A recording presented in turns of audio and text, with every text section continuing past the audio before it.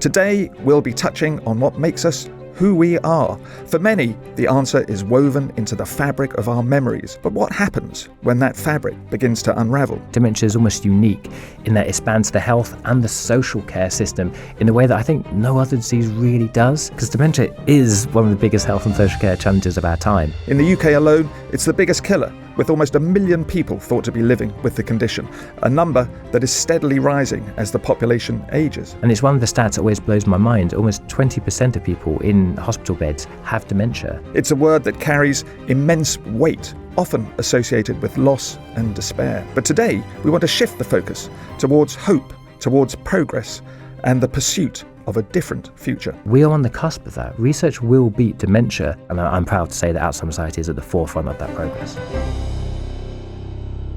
Hello and welcome to our new Scientist CoLab podcast exploring the intersection of science, technology and humanity, sponsored by Alzheimer Society, the UK's leading dementia charity, which is fueling groundbreaking research and pioneering innovative technologies to change the landscape of dementia care and diagnosis. And we are honoured to have a key figure in that mission with us today. Dr. Richard Oakley is the Associate Director of Research and Innovation at Alzheimer Society. With a PhD in biochemistry and over a decade of experience in the field, Richard leads the charge in funding and accelerating research that could transform millions of lives. Rich, welcome to the podcast. Thanks so much for being here. So, to start us off, Rich, could you paint us a picture of the current research landscape and the most exciting frontiers that Alzheimer's Society is exploring right now? Yeah, absolutely. And I think the first thing to say is there's never been a more exciting time to be involved in dementia research. As you rightly said, dementia is the biggest killer in the UK. 1 in 3 people born today will develop dementia in their lifetime. And like you said as well, there's 1 million people currently living with dementia, and it's going to increase to 1.4 million by 2040.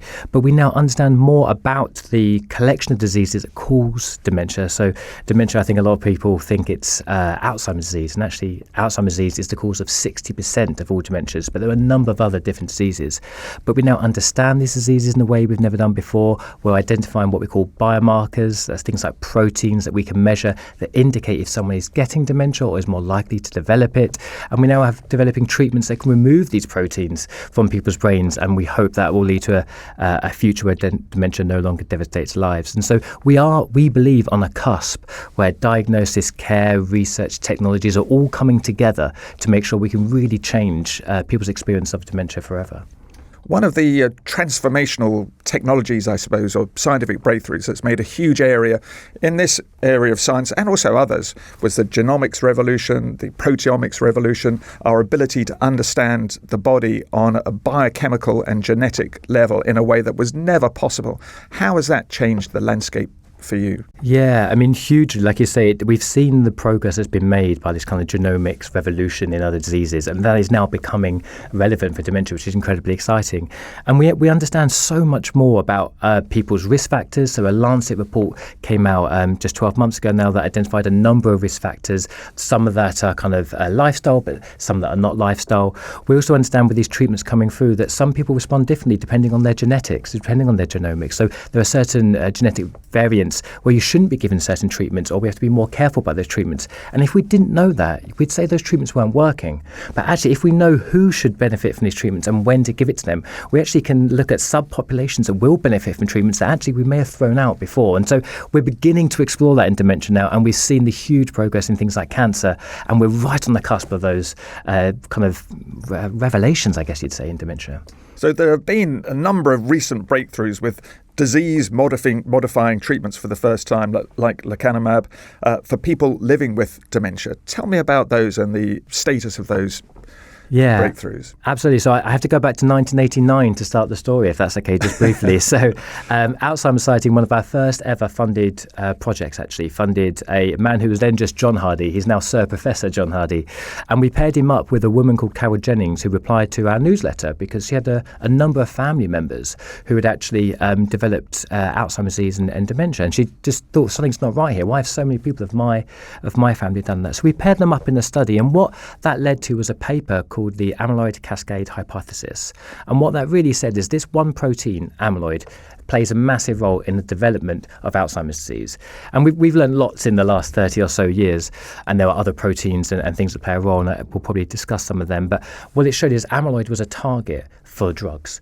And it's taken over 30 years, which I know is a long time, and we're all impatient for progress. But we do have these two treatments now, lecanemab and donanemab, as you rightly said, and they remove this protein, amyloid, from people's brains.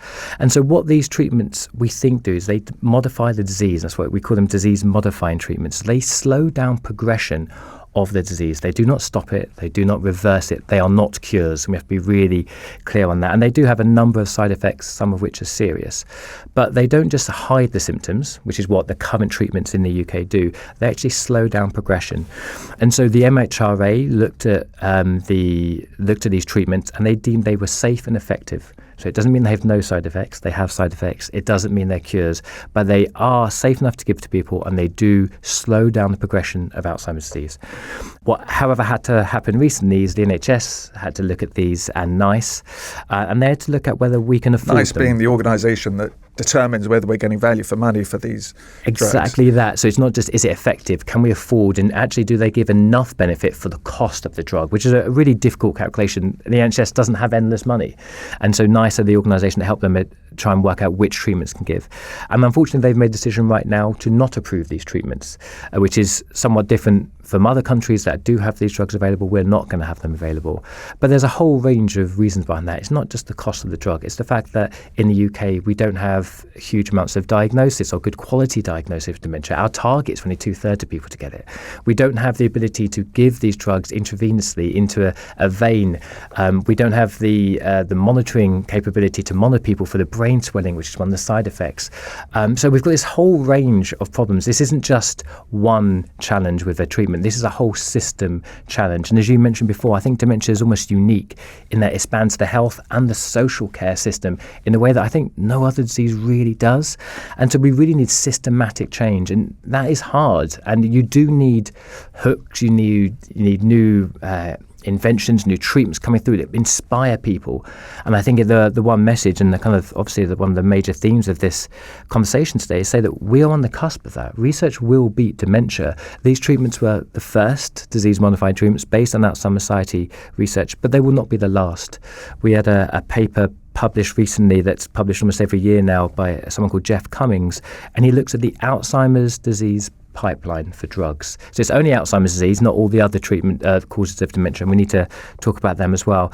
But we now have over 180 trials globally looking at a whole range of different drugs that target amyloid but also target tau and other targets for tackling dementia. And so actually these are the first treatments.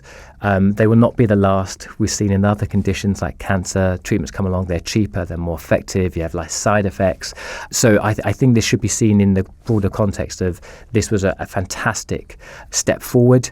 It's the first step and the long journey for us beating dementia. It won't be the last. So you've mentioned that so much of the research in the last decade or two has focused on amyloid and tau proteins, but what other biological targets or mechanisms are there that Alzheimer's Society is supporting research on? Yeah, absolutely. So I think this is where we've seen so much progress. In the last, if you look back just 3-4 years ago, amyloid would have definitely been the number one target. And today it isn't. So you've got things like neurotransmitter receptors, and these are things that kind of receive the signals in your brain. So one of the things that happens is amyloid builds up over actually a 20-year period. So we know you get the build-up of these proteins in your brain 20 years before you see symptoms sometimes.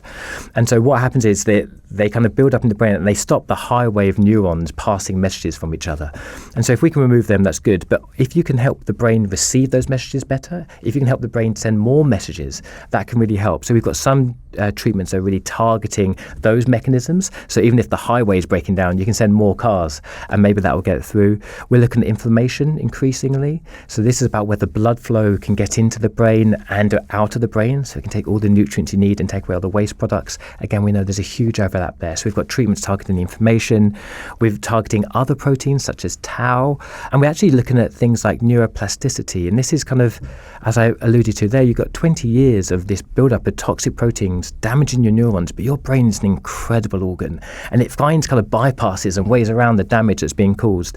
And actually the more linked to kind of education. The more active you are, more social you are. This kind of helps your brain plasticity. And again, we can give drugs that help that, which means your brain can navigate some of these damages. So it isn't just one treatment coming through targeting one protein. As we've seen in other diseases, we've actually got combination treatments on the horizon. And they've even just started where you give 2 or 3 different drugs targeting 2 or 3 different components of someone's dementia. And that's why I think we're incredibly excited about the future. And what stage are these discoveries at the moment? Yeah, so as I mentioned, so there's over 180 trials currently going on in Alzheimer's disease, and they're looking at 138 different drugs. And they're both kind of like 10 more than they were a year ago. So we're seeing more and more of that.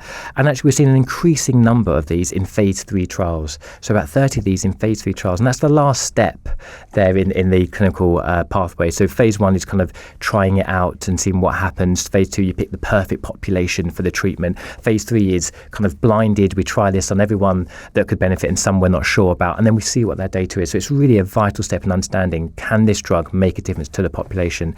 And a number of these have moved into phase 3 now. They do take time.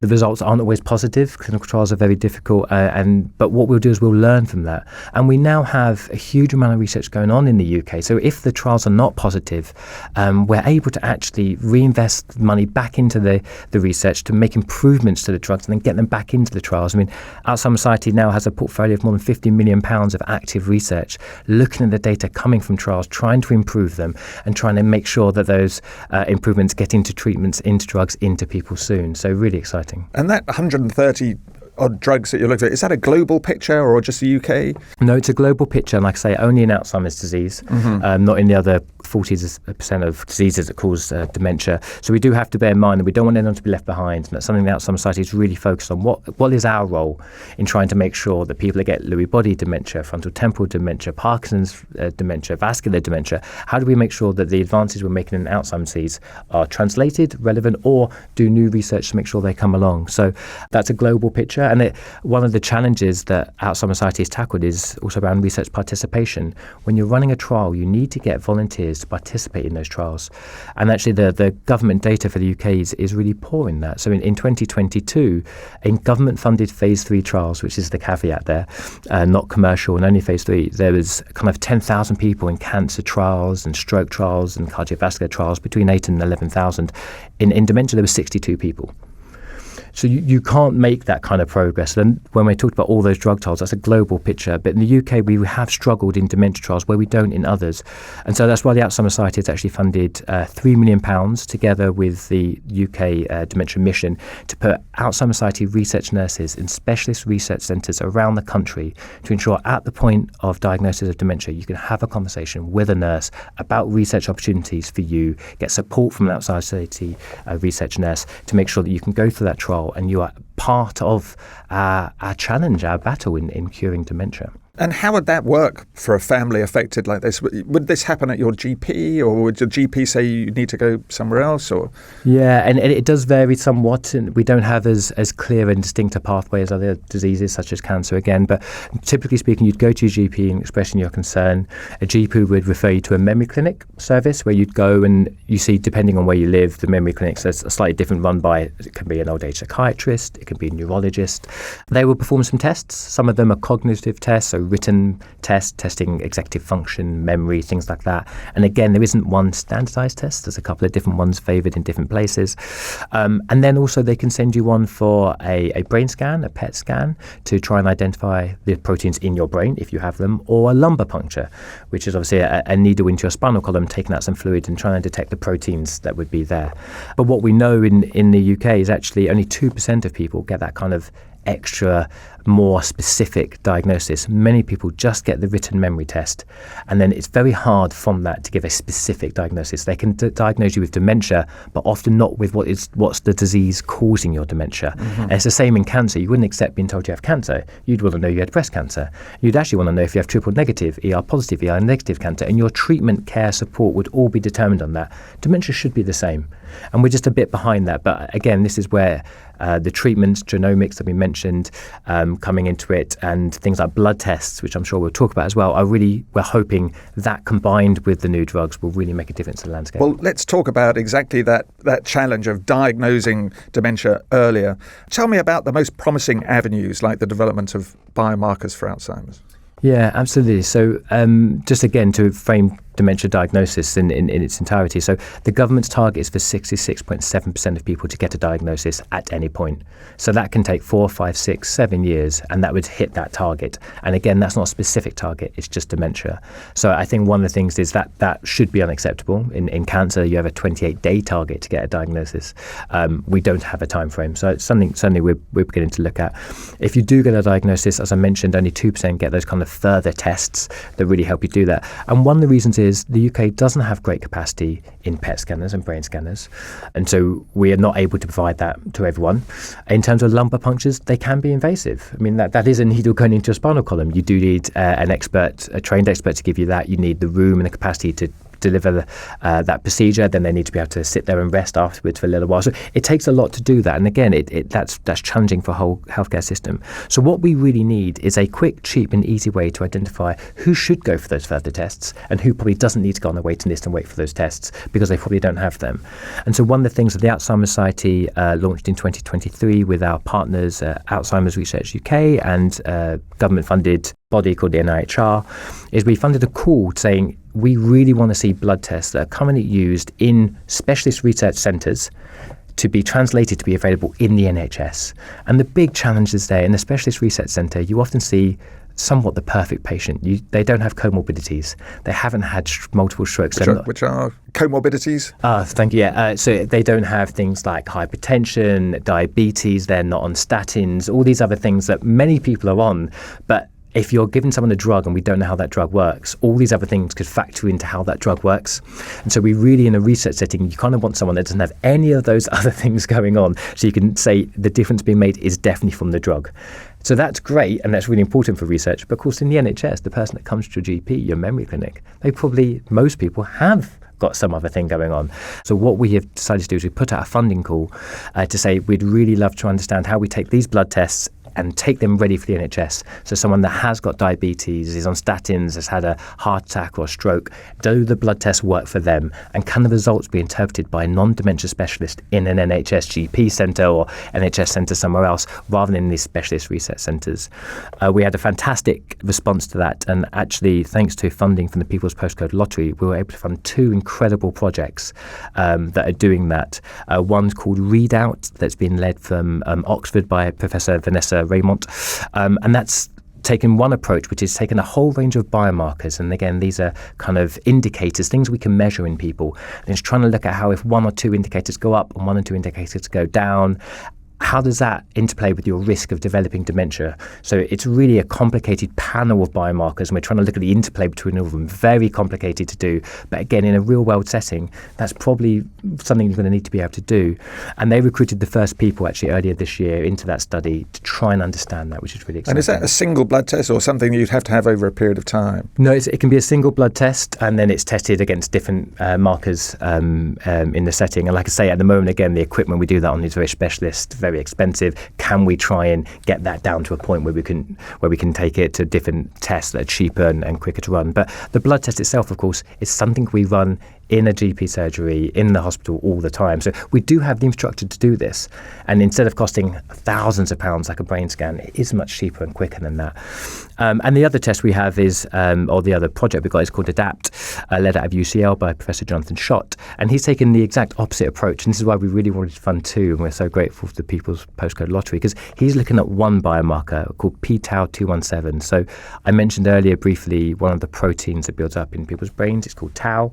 It's a really important protein. Amyloid and tau both are. We all have them. We all need them. They perform vital functions, and they're just kind of dysregulated. They do things they shouldn't really in people with dementia. So he's looking at this one protein building up and seeing if he can use measuring the levels of that protein in blood plasma to see if that can indicate who should go on for that further expensive brain test, who should go on for lumbar puncture, and who actually doesn't need to. We can just follow up in 6 months' time and check their blood test again. And like I say, at the moment, we don't have a great toolkit of tools for GPs and clinicians to use when diagnosing dementia. And what this blood test is quicker and cheaper than anything else we have. So it's not going to on its own diagnose people, but what it's going to do is going to help identify who should go on for further tests, who doesn't need to. And it's really going to, I think, change the landscape of diagnosis. And of course, that early diagnosis, that accurate diagnosis is not only important for helping people manage the quality of their life, because when you get dementia, the WHO say on average you live for about 7 years afterwards, and it varies hugely, so it's a difficult statistic, but that's what the WHO say, the World Health Organization.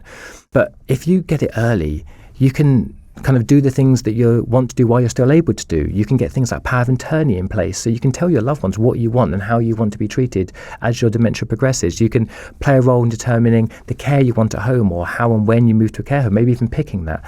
But it's also really important for these treatments, because the treatments, lecanemab and donanemab you mentioned, they are so much more effective the earlier on they are given. So if they're given in the early stages of Alzheimer's disease, or even something called MCI, mild cognitive impairment, which is almost a precursor condition, some people go on to develop Alzheimer's, some people don't.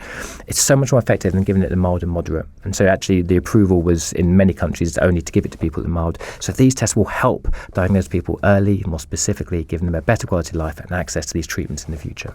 So quality of life is a huge issue for families that are affected by, and carers who are affected by this. But there are some interesting technologies and innovations that you're funding that could be used to improve people's lives who are living with dementia. Tell me about some of the exciting examples that you've got in the pipeline. Yeah, absolutely. And this is a real privilege. I mean, I think I may be biased in this, but I think I have the best job in the world.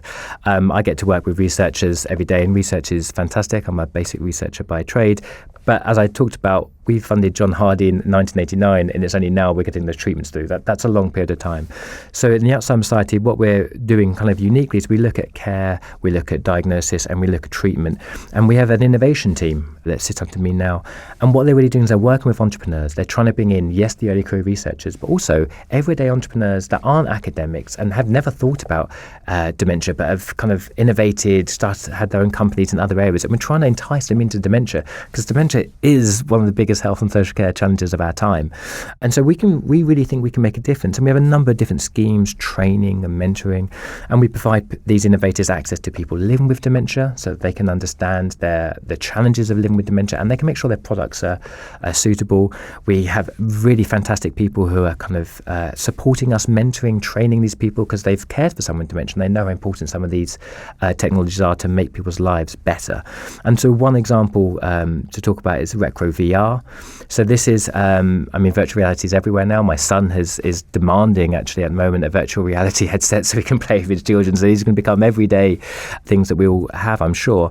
But in terms of the dementia space, one of the things that happens as your dementia progresses, you find it harder to engage in social situations. And as you find it harder, you remove yourself from them, and actually you lose the ability then to engage in social situations. And I mentioned before this kind of neuronal plasticity. It really affects the progression of your disease and how quickly it progresses and how you're able to do that. So one of the things that Retro VR have done, they've created this VR headset which people with dementia can tolerate, because sometimes they can't have things on their faces and they don't want things over them. But actually 85% enjoyed it and could tolerate that.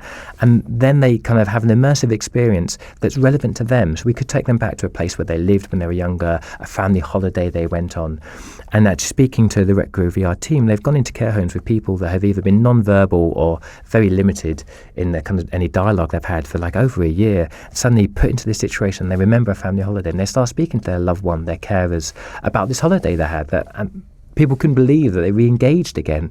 And again, you can get that quality of life up, which is so important when you have dementia, and you can improve the quality of life of people. And so Retro VR is now available to care organisations, and it's being used across the country, which is really fantastic. And what sort of input is needed from the family? Presumably you need videos or photographs and recordings, that kind of thing? Yeah, absolutely. So we have some generic ones as well. I mean, obviously Retro VR have gone to really nice places and developed that. They have a partnership actually with the National Trust to try and develop these virtual worlds of fantastic places they have. But yeah, absolutely. I think that's the really exciting potential of this. At the moment, it's a new startup company. It is being used in care homes around the country, and it is available to be used, but it's at the beginning of its journey. We've kind of proven in small-scale studies that it can make a difference in quality of life, but it can get more bespoke, it can get more exciting, get more immersive. And again, it's not just the one thing. We're talking about blood-based biomarkers to help diagnose people early. We've got treatments that slow down progression, but you may then live for longer with dementia. So how do you increase the quality of life? Well, we've got these innovations coming through that do that, and that's why we're so excited in dementia. It's because we have diagnosis, treatments, and innovations and technologies that can improve quality of life, all coming together at the same time. And that's why, I think I have the best job in the world. I'm in the the UK's leading dementia charity at a time when they all come together, and we're playing a really fundamental role in it. It's really exciting. And are there other digital health tools that can help with families and carers and patients? Yeah, absolutely. To be honest, I have a very long list of them, so I'm going to make sure I stick to a few. Sure. But yeah, absolutely. And this is, we've actually just about to launch one of our new calls for more innovators and entrepreneurs. If there's any out there that have an idea, we've got, depending if it's just an idea or you have a prototype you want to test with people, we're definitely here and available to speak to you to support you in that journey. So we've got things like a company called Sibstar that actually won Dragon's Den not too long ago and was successful in getting funding from the Dragons, and that's come like a prepaid kind of credit card, really, a debit card. So it gives people living with dementia more freedom, because it gives them financial freedom that they can go out and still live their life to some degree, but it gives the carer the ability to put some restraints and controls around that. So it gives people quality of life with freedom, but also allows the carer peace of mind that someone isn't going to buy the same thing repeatedly, which is a common thing we see in dementia. We've got something called Smart Socks from Robotics, and this is, again, building a sensor into socks. Everyone wears socks every day, so hopefully people with dementia don't find that too intrusive. And what it does is it measure for a number of different things that would indicate that someone with dementia is getting stressed, getting anxious, because again, people with dementia can't always communicate exactly how they're feeling. And if you don't know someone very well and you're in a care home or you have someone coming in, you may not even know that person that well to spot some of those signs. And so what happens is then you kind of reach a point where the person gets frustrated or angry and you have confrontation. So if we can spot those signs earlier, then we can stop that confrontation and make sure, again, increase quality of life. So again, that's something that we've supported, which is incredibly exciting. And one of the other things to mention that we've got a lot of activity going on is kind of remote sensors in the toilet. And so this is both for looking at UTIs, that's urinary tract infections, something that people with dementia really suffer a lot from, and also dehydration. So again, non-invasive, goes in people's toilets. It can measure if you either have a UTI or if you're dehydrated. And then we've even developed something called a jelly drop, a sweet, which is a hydration sweet, because people with dementia either forget to drink or aren't able to drink as often, so they get dehydrated and end up at A&E. And it's one of the stats that always blows my mind. Almost 20% of people in hospital beds have dementia. They go there because the care and support and the system we have is inadequate. And then, of course, we can't release them because the care and support systems we have aren't adequate. So you end up with this huge number of people in hospital, in A&E, which isn't the best environment for them, and we can't get them out. And again, so if we can stop people going to A&E because of dehydration, because we can sense it and then give them these jelly drop sweets, again, we can really change the system and change how people live with dementia. As technology becomes more integrated into dementia care, there are a number of ethical considerations that society will need to grapple with as these things become more common. So there are things like balancing safety and independence with concerns around privacy and autonomy and potential over-reliance on technology. How are you thinking about those factors? Yeah, and they're really important questions, and I think they're really personal, actually. I mean, everyone's tolerance for what's invasive and what isn't invasive is different, and so that's why one of the first things we do with the entrepreneurs we work with is we put them in front of panels of people living with dementia, so they can understand what would be tolerable for the majority or where some people go and where not. And so it is a really important consideration. And some of the examples we have, I mean, some people want cameras and monitors in their homes, and what those cameras and monitors do is if someone falls, actually it means that we can notify someone and someone can go around the home and help them, or if they leave the kettle on, or if they have the stove on, maybe we can do some of those things. But do you know what's really exciting is that if we can use that technology and integrative AI, we can now predict when a fall will happen rather than then help someone after a fall's happened. So I think you're absolutely right. We need to balance someone's ability or someone's wish and want for privacy and maintaining privacy. But we also have to accept with dementia, as it progresses, and let's not forget, dementia is a terminal brain disease. It will progress. We cannot, like say in the UK at the moment, we have no treatment that will slow down or stop that. But if we had technologies that, as your dementia progresses, increased their ability to help and support you, and this is exactly what the Longitude Prize in Dementia that Alzheimer Society is supporting is doing. The technology needs to adapt with you over time. So what you consider invasive at the beginning may not be what you consider invasive at the end, as you need the technology more, and that technology grows with you. So I think we're probably moving into a stage now where we need to have better conversations with people living with dementia and the innovators and the technologies we have, where they can adapt for different people's preferences. But I think one of the things it definitely is not going to do is it's not going to remove the need for face-to-face interactions via social care, via carers, via your loved ones. These technologies are fantastic and they can augment and improve your quality of life. but you absolutely still need face-to-face interactions with people, and that's something that these technologies will never be able to take away. And how are you encouraging this conversation at a kind of societal level so that it brings all of the interested parties to bear on this? Yeah, again, a really great question. And actually, the NHS recently launched its 10-year plan, and I lost count of how many times it mentions innovation and technologies within it for really showing how we can change the course of health landscape generally in the UK. So I think there's a lot of opportunities there. I mean, one of the things we do, like I say, we bring people with Alzheimer's disease together with all our innovators. We have a fantastic policy team that are regularly meeting with Number 10 to understand their vision for a future of AI and innovation and technologies. And we're really trying to make sure that people living with dementia's voice is heard as part of that discussion.